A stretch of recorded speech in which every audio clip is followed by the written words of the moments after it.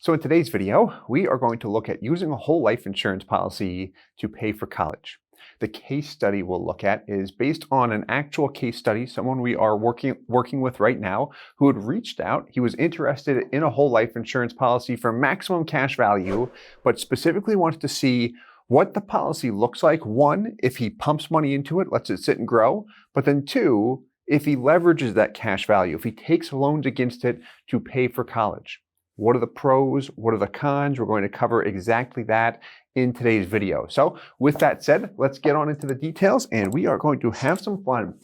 So to start off with the individuals or with the couple's information, so we've got a couple in their mid-40s and they've got 4 kids, but again, they're interested in a policy for cash value to be able to pay for college. And here's what they're looking at with respect to the funding. So again, cash value is the goal, but the planned funding is $25,000 per year for 15 years. So over 15 years, if they pay in that $25K per year, that gets a total of $375,000 of their own money into the policy. So if this is you, you're looking at potentially 25 grand per year. That's the total dollar amount you get into the policy. Why I'm emphasizing that point is when we look at the loans coming out, what's very beneficial to see is how much did I pay in? How much did I borrow out? And am I ahead? Am I behind? We want to factor everything in, and you'll see what I mean when we look at the numbers. Now, flexibility is very important when we are looking to use the policy, especially in a case like this. So he's using the cash value to pay for college. However, you're going to see he's taking out close to maximum loans at one point, where he's got over 90% of his total available cash value outstanding in loans. So this policy really has to be set up properly. But two, what I mean here with flexibility is we want to build in the ability for him to be able to reduce the funding so we can direct more money toward the loan. So what I mean when I say that is if he's paying in $25,000 per year, and 10 years in, we identify that that loan balance and loan interest is becoming too high, or the loan interest just continues to increase, I might make a recommendation after analyzing the numbers to say, hey, let's reduce our premium and PUA payments to $10K, continue to pay $25,000 per year, but what that does is leave $15,000 that now instead of allocating funds toward our PUA rider, we can direct it toward the loan. This way that loan interest does not become such a high number where it begins to exceed the gains in the policy. Now that's something we do like to measure as the years pass, but when we build in flexibility, it's important to design a policy where you've got a minimum premium, a lot of money going toward PUAs, one that does maximize cash value, but two, it gives you a lot of flexibility in the event that we run into a situation where that loan interest, perhaps the loan interest rate goes up, it heavily exceeds or greatly exceeds the earnings rate on the policy, and we say, hey, we need to adjust where our money is going, and $25,000 is the maximum you're dedicating toward the policy. It's not a case where I come in and say, hey, we need more money from you in order for this to work. Like, no, we don't want to do that ever unless someone has more money and they choose to do it.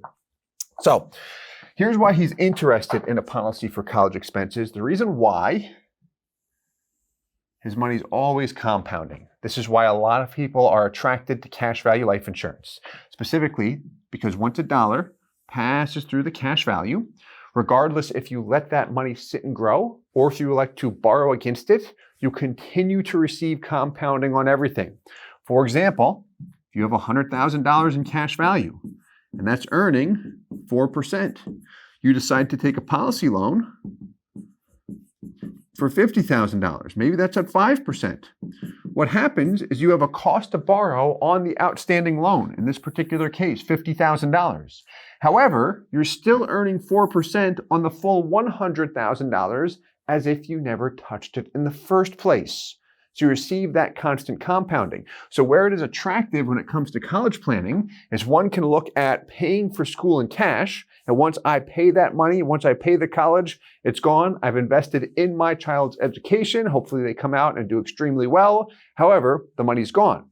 Whereas with the policy strategy, if I flow it through a policy first and then take loans against the policy to pay for school, the advantage is that that money continues to compound. So now when I repay that loan, what happens is I see my principal restored, my full cash value, plus the interest I have earned over time. The thing to be aware of with this specific strategy is what are the total earnings, total amount of dividends and interest, total growth on my cash value compared to the total cost to borrow, total money I have paid to the insurance company or bank if it's a cash value collateral loan. What's the total loan interest cost? And then see, am I ahead or am I behind? Which one makes more sense? So let's continue on here. What we're going to do is map things out. And we've got 3 kids here that we're paying for school. So kid number 1 begins school in 2027. The plan is beginning, the policy that is, in 2022. So in about 5 years, the first college tuition bill comes up, and that is $35,000 per year. We're going to look at $35K per year for 4 years, which gives him a total of $140,000 for kid number 1. Kid number 2 begins school in 2029. So what we did with this, with kid number 2, is 2029 and 2030, the first 2 years, we looked at a cost of $35,000 per year. That's a total of $70,000 over 2 years. And then here, 2031 through 2032, the next 2 years, we assume the cost increased, and it's $40,000 per year. So if we tally up the 4 years of payments, we've got the first 2 years, total of $70K, and the next 2 years, total of $80K. We've got a total of $150,000. That's for kid number 2. And then kid number 3, from 2034 through 2037, the cost, we assumed $40,000 per year. $40,000 times 4 years comes out to $160,000. So if you tally all 3 kids up, the total dollar amount, all 12 years of college, what's the cost there? $450,000. And if you're paying for college right now, or if you went to school, you know that it could easily be higher than that. For this example, those are the numbers we're looking at. It could be lower than that, especially if one or a couple of his children receive scholarships or they go to an in-state school. It could be lower, but we're looking at a total of $450,000 as far as anticipated costs right now. So here's what we want to look at. Servicing the loans first and foremost. He's going to be funding $25,000 per year for 15 years. When he services the loans, we're going to look at 2 scenarios here. 1, paying interest only, assuming he never pays any of that $450,000 back in principal. And then 2, that he repays the loans in full. And that is his plan. Normally, we like to show, or I like to show scenarios assuming you don't pay anything back. However, he made it pretty clear that he does plan on paying the loans back. So we are going to look at repaying the loans. The big question here is how and when. What I mean when I say that, specifically when, is do you want to repay the loans while you are still funding the policy during the first 15 years? That's the same time you're taking policy loans out here.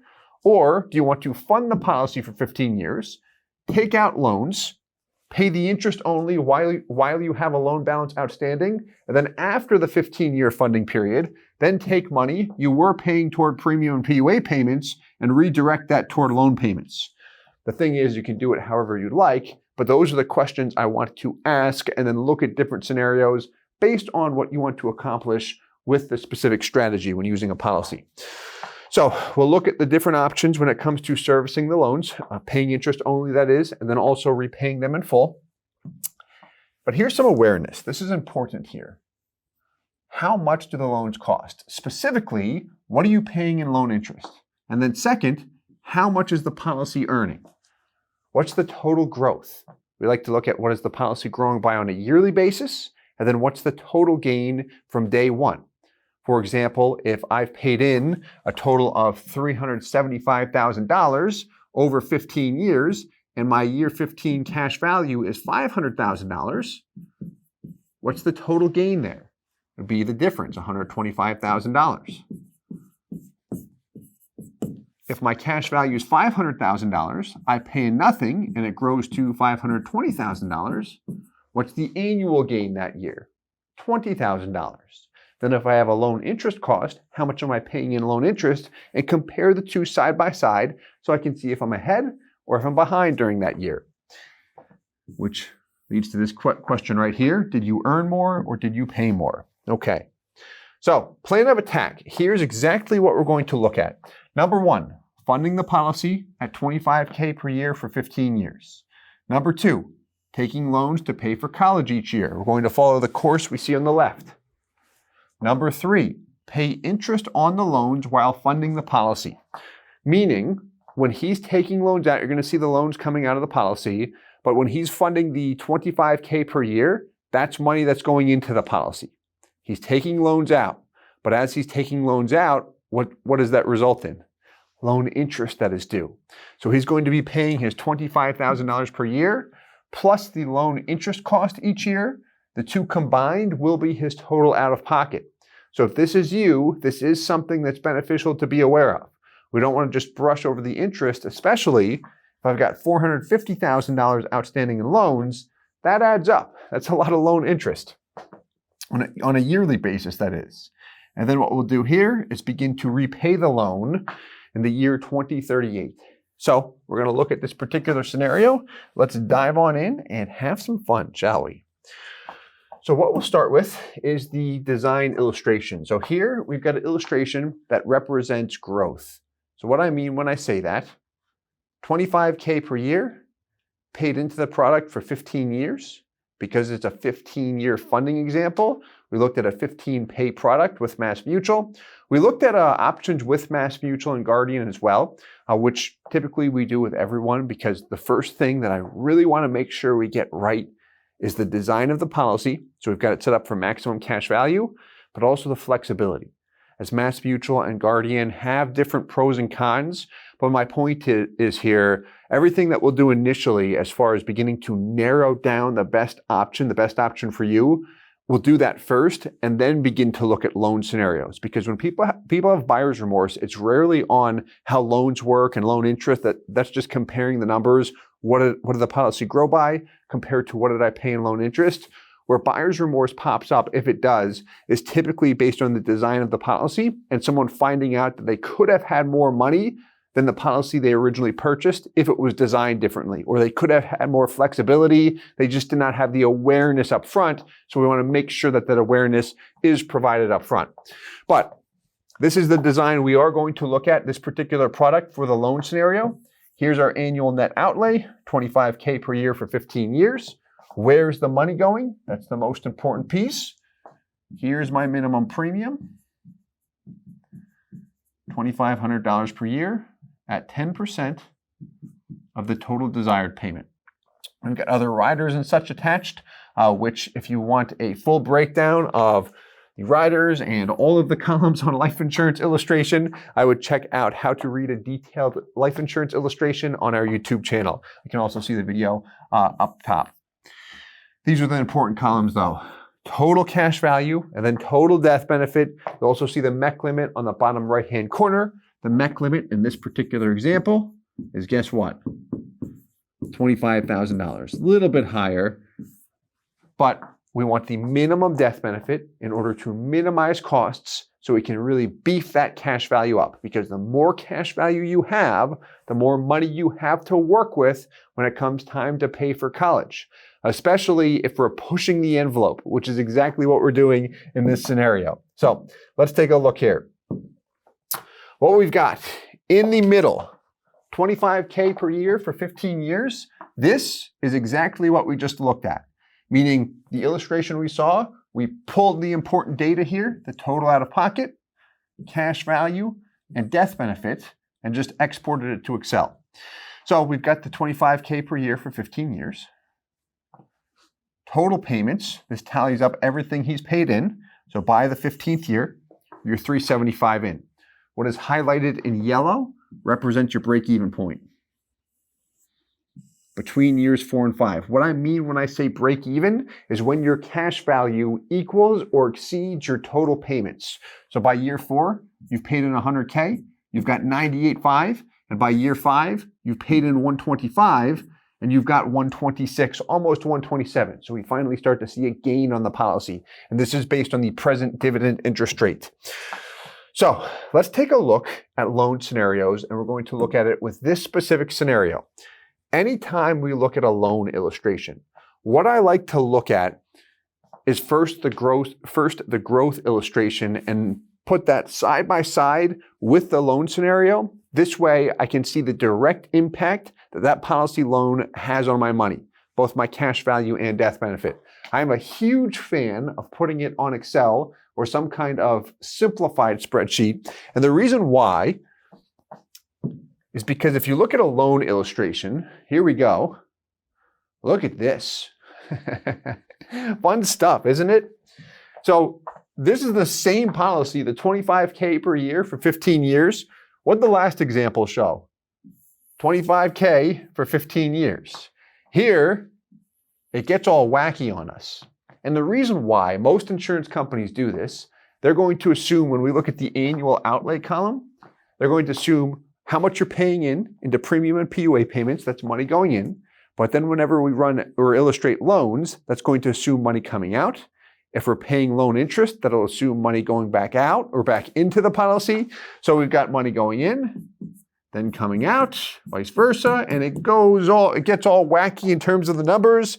So what we have found to be extremely helpful is something like this, where we've got the exact same scenario, we just broke it down so we can see everything line by line. So, growth on the left. Same illustration. No difference here. We did add one column, cash value growth. And this represents what the policy is growing by, specifically the cash value, on an annual basis. First year we're in the red. First 2 years we're in the red, actually. First year of any whole life insurance policy is usually the worst year. And the reason why, I pay in $25K, I've got $22,000 in change. No matter how I slice that, I lost $2,800 here. I take a negative hit on my money. The next year, I pay in $25K. It was 22. Now it's 46. I did not get my full 25 back. If you did, year 2 would be worth 47 and change, but it's worth 46. I lost of my $25,000 payment that year, $1,100 and change. Finally, year 3, I pay in $25K. I get my $25K back, plus another $620. And then each year, the growth becomes stronger and stronger. So, loan scenario. Loan, and then repay. This is his plan. Here's our calendar year. Plan starts in 2022. Do you remember when the first loan was? 2027. So here, year 6, policy year 6 is the year 2027. Here's our first loan coming out, $35,000. Now, the cash value is the gauge that determines how much you can loan against your policy. So before we even look at this cash value, let's scroll our eyes to the right. What's your cash value in year 6? 156 and change. What is your death benefit? 639. So we take that loan, $35,000. Here's our loan balance. What happens? Well, our cash value drops by just about $35,000. Your death benefit drops by exactly $35,000. Now, if you're looking at this and you've got a calculator and asking the question, I took a $35,000 loan and I see that the cash value, Steve, actually dropped by 36, 135. The reason why is because this cash value here reflects the loan plus the next year's loan interest. That's the reason why. But you'll generally see the cash value drop by whatever dollar amount you take in a policy loan. So I take that loan out, I see the death benefit drop by $35K and the cash value drop by about $35K. Next year, pay in $25K, but I take another $35,000 loan out. Here's my loan balance, $70,000. Loan interest, this is actually from the prior year, $1,635. In purple, it assumes that he's paying it out of pocket. So you're out of pocket this year. You paid $25,000 toward the premium and PUA payment, plus another $1,635 in loan interest. The cash value dropped by about $14,000 as a net result. Why that happened is because you pulled another $35,000 in a policy loan. Now, the next 2 years, 8 and 9, what happened? That annual loan amount is $70,000. That's because kid number 1 has his last 2 years of school, and kid number 2 is entering his first 2 years of school, both of which are $35K per year. So you're paying for 2 kids at the same time here. So that's why we have those $70,000 loans.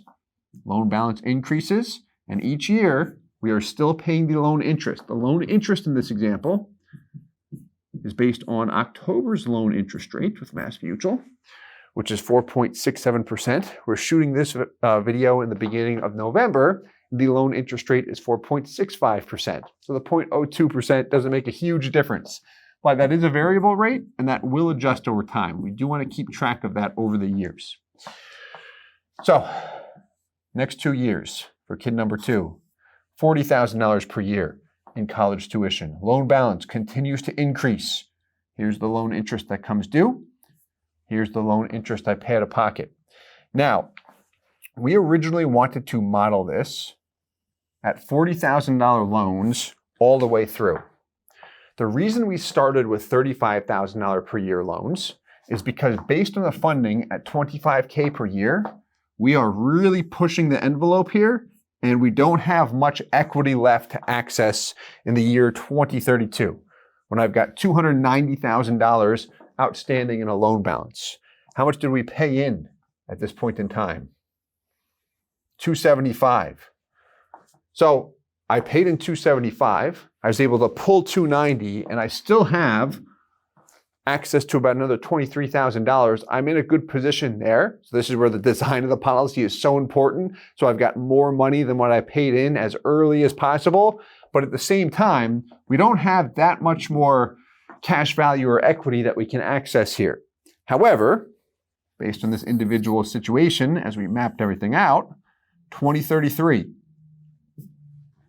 Nothing for college. He gets a 1-year break. So that's based on everything today. Who knows, right? Reality can change things.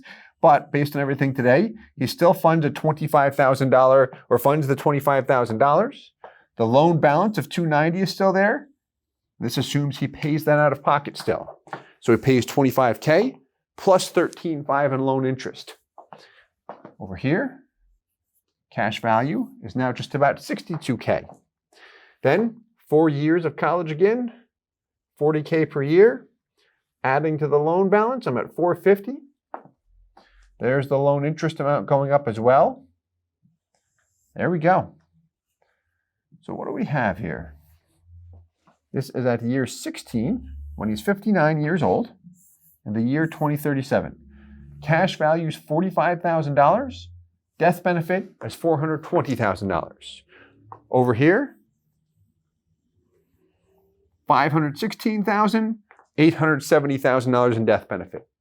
So that $500,000 in cash value, going back to the why is he doing this question, or the reason why he's interested in this, is because while he has this loan outstanding, he's paying interest on the balance.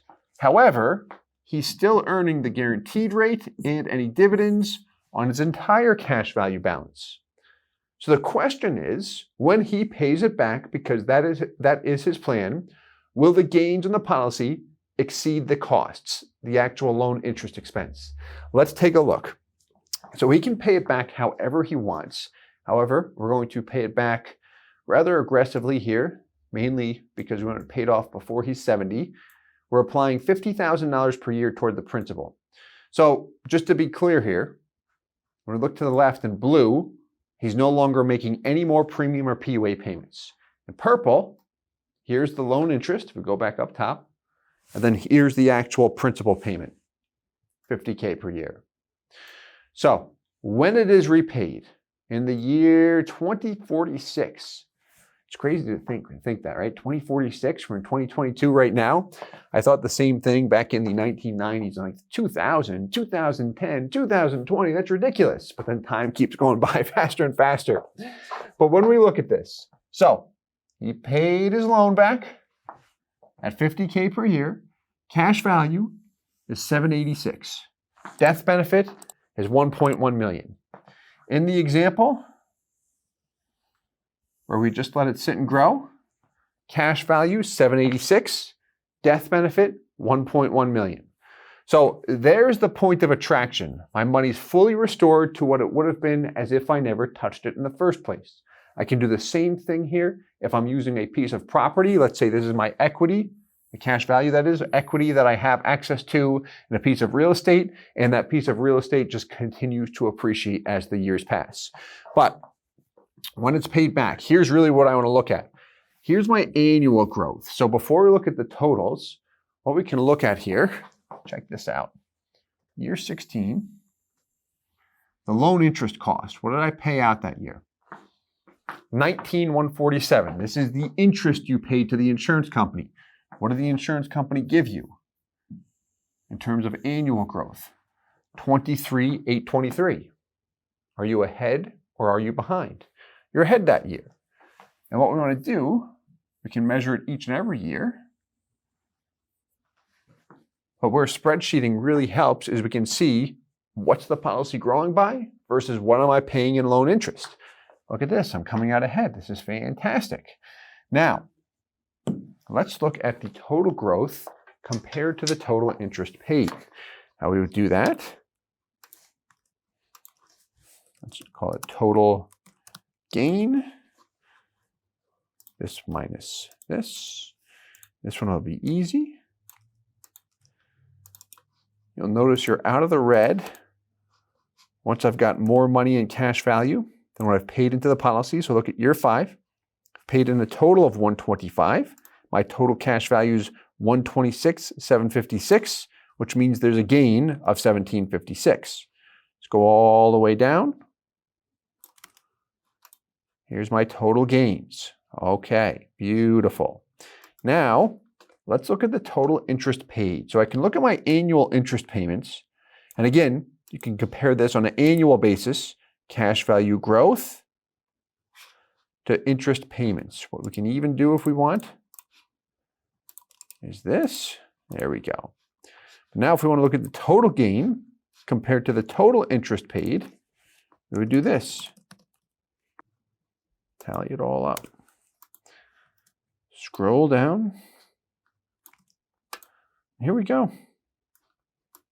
First year, I paid $1,635.